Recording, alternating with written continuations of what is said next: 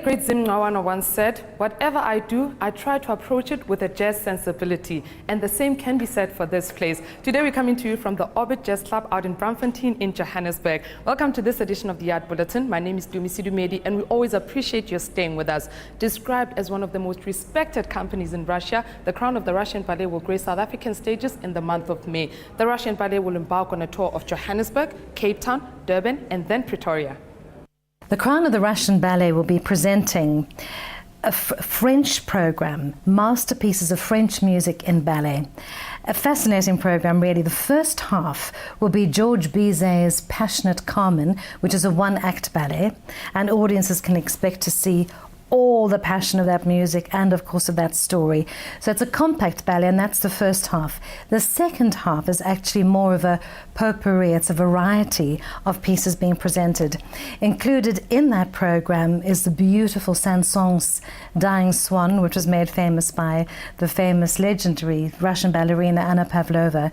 And that will get people's soul going. That is the most beautiful dance and the most beautiful piece of music. Also in the second half, we have the Pas de Quatre by Pagny, which is classical romantic ballet that they'll see. There's a contemporary piece, dance to Jacques Brel's beautiful Ne m'quitte pas. English audiences will know that as, you know, If You Go Away, and it's a beautiful piece. A state-of-the-art film studio is creating jobs for dozens of budding actors and filmmakers out in Diepsloot. Arts and Culture Minister Paul Mashatile opened that film studio earlier this week. This is a partnership between the Top Crew and the DAC, together with the City of Johannesburg. Of course, there's a lot of money that has been made in investment. I mean, this studio alone cost close to 400,000. The quality of the equipment that is here. But it's more than that. I mean, the function, the activities of these young people, the monies they get when they come to this facility, and all those issues. It's quite a lot of money and investment that we've made in this facility. There's a lot of program aligned to the studio. I mean, there's film production, there are artists here, there are actors, there are a whole range of issues that you need to, how a young person captures the movie, how the editing is taking place, those who are actually driving this thing. There are 200 young people that are also going to benefit in the community as distributors of these films that are going to be produced. Already, there are 2 movies that are going to be flighted to Mzansi Magic that have been produced here in Diepsloot by the actors. Sandton City and the Japan External Trade Organization have come together to host Japan Week. Among the many things showcased at this event, body painting, nail art, top architecture and the latest technology. Fortunately or unfortunately, the event ends today. A governmental agency, Japan External Trade Organization, is designed to promote trade and investment between Japan and the rest of the world. This week aims to educate and entertain consumers, where Yamaha Music is showcasing their latest instruments, where the Asics of the Springboks will be displaying their jersey, and the most popular cartoon Hello Kitty will be at the Sanrio stand, where the Mario Kart 7 will be showcasing their latest Nintendo 3DS and for Wii. This week is packed with top architecture, body painting, nail art, the most innovative hair products, music technology, sportswear and electronics, to be held at the most prestigious shopping centers in Sandton City. Unknown to many, photojournalist Margaret Bock-White did quite a lot to portray South Africa in the years 1949 and 1950. The Michaelis Galleries in Cape Town will exhibit her photos in black and white from Thursday, the 3rd of April. That exhibition will be curated by Alex Lichtenstein. The exhibition, titled Photos in Black and White, Margaret Bock-White and the Dawn of Apartheid in South Africa, is an ample look into the successful, highly respected and world-renowned photojournalist's take on South Africa during the apartheid-wrecked 1949 and 1950. Bock-White, who spent 4 months in South Africa on assignment for Life magazine, documented the early period of the National Party rule, including the inauguration of the Voortrekker Monument and the explosive conditions of mine workers and black life under apartheid. The photos were published as an uninterrupted 16-page photo essay in September of 1950. Apart from curating the show, Alex Lichtenstein, who is the Associate Professor of History at Indiana University, will also conduct a preview walkabout on Tuesday evening, which will be followed by a public walkabout next Tuesday. The exhibition ends on the 7th of May.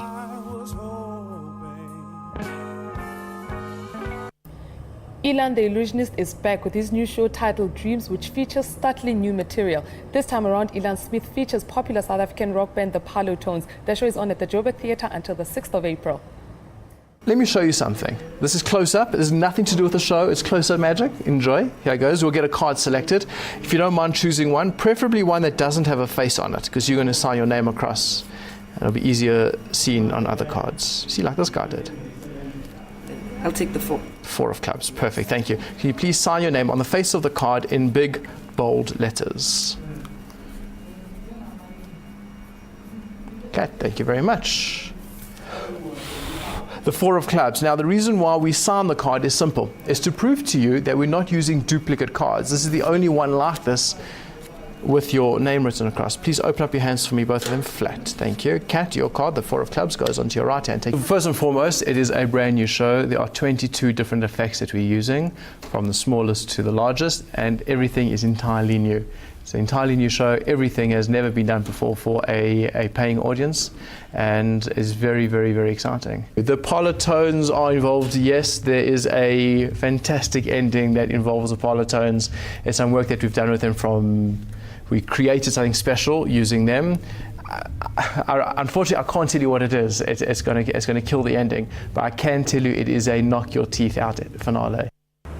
From the 17th of April to the 10th of May, the State Theatre in Pretoria will host the 4-time Grammy Award-winning Ladysmith Black Mambazo, and that will only be the first leg of their nationwide tour, which follows the success of their US tour, which saw them perform in over 5 states.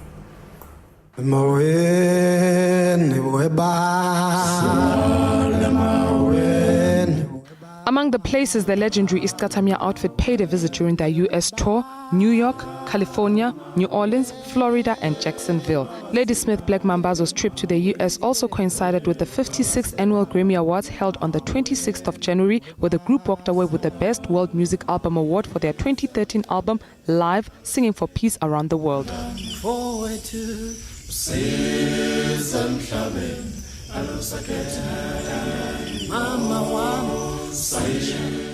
Last month, in his State of the Nation address, President Jacob Zuma congratulated Ladysmith Black Mambazo for winning their 4th Grammy Award and paid tribute to the group and its founder, Joseph Shabalala, as one of the country's proud compatriots that are making a mark in the world.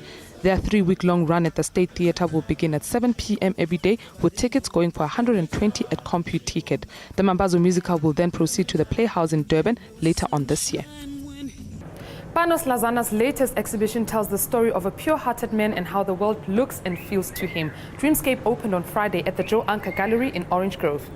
The idea is to take as close as one can of the mental image, and therefore dreamscapes, right, as opposed to landscapes, of my mental representations, the ideas and the images and the feelings that I have regarding all these places. Well, as you can see, the colors are quite bright, so I tend to like that. That's my own personal preference. And so there's a certain boldness, things are like, boom, they're not soft, they're in your face kind of, the colors are very bright. And so there's something about them which has got a lot of energy for me, and that's the idea. So the idea is to have a strong image, bright colors, energy. It must be an alive kind of thing, yeah. In the words of Horace Silver, jazz is not background music. You must concentrate upon it to get the most out of it. And with that, we come to the end of today's Art Bulletin, coming to you from the Orbit Jazz Club out in Braamfontein in Johannesburg. To learn more about them, visit www.theorbit.co.za. They're also on Facebook and on Twitter. I'm at Dumisidumedi on Facebook, Instagram and Twitter. The Art Bulletin is contactable by email, theartbulletin@sabc.co.za. We're also on Facebook and on Twitter. Until next time, it's a goodbye from us.